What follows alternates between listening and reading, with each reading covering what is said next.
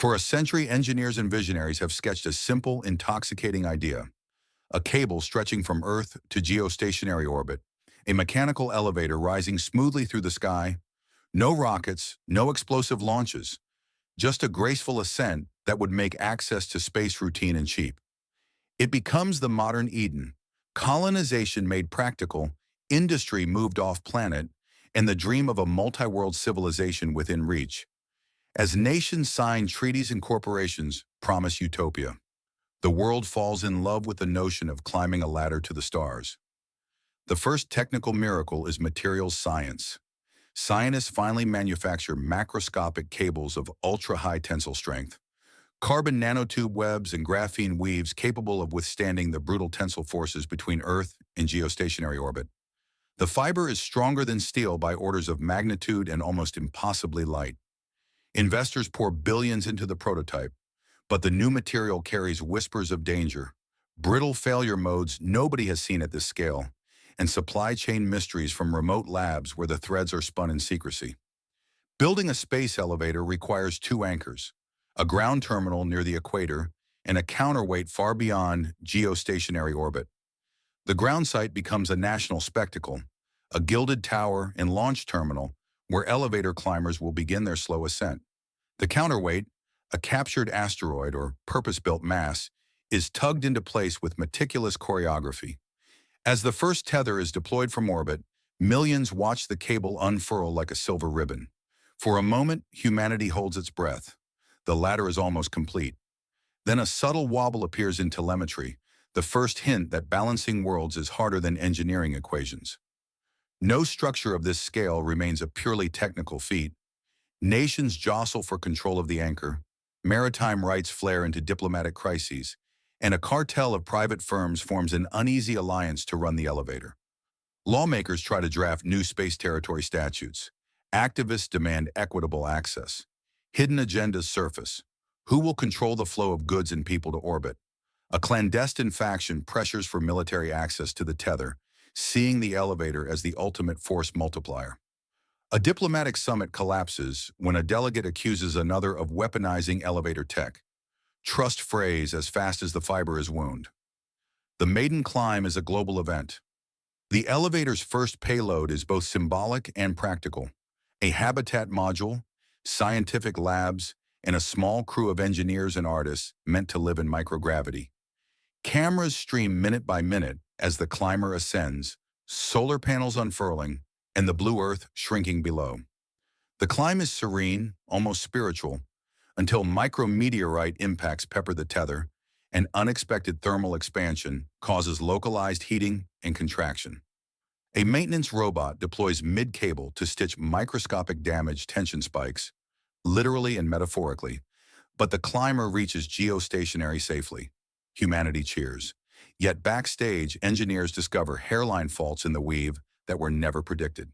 As the elevator becomes indispensable, threats multiply.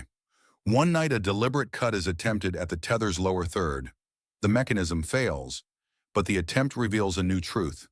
Sabotage is practical, and a severed tether could send catastrophic debris re-entering the atmosphere.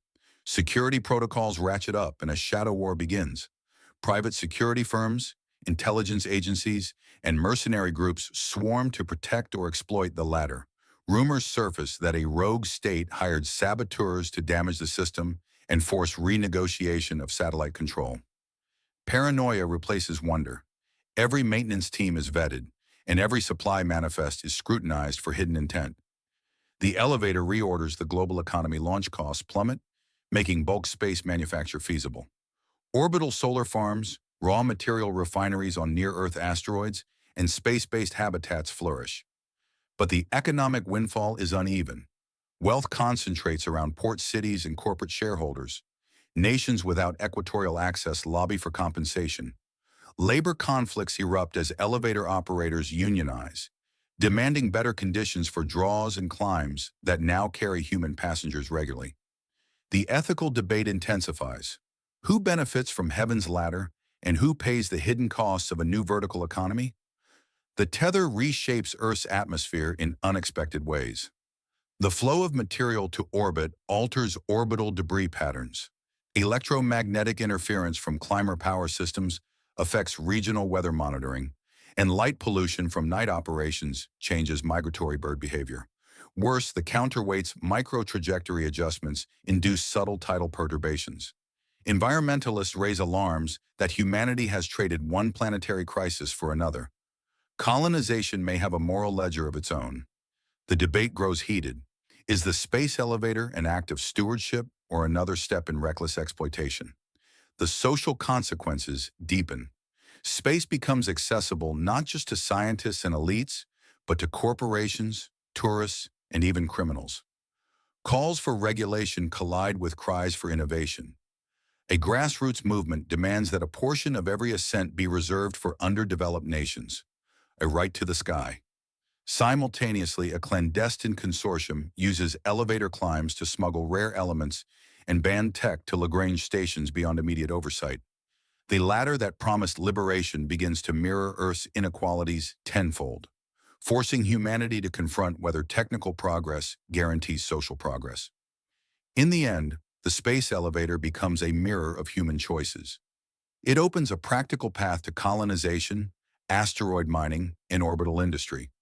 But it also magnifies our frailties, greed, geopolitics, and short-sighted decisions. The final chapter is not an endpoint, but an opening, a long climb where every rung must be climbed with care. The ladder persists, a shimmering tether against the night sky, a promise and a warning. Will we build a future of shared stewardship and careful ascent? Or will the cable that linked Earth to the stars fray under the weight of human hubris? The answer lies not in the physics of fiber, but in the courage of those who choose how to climb.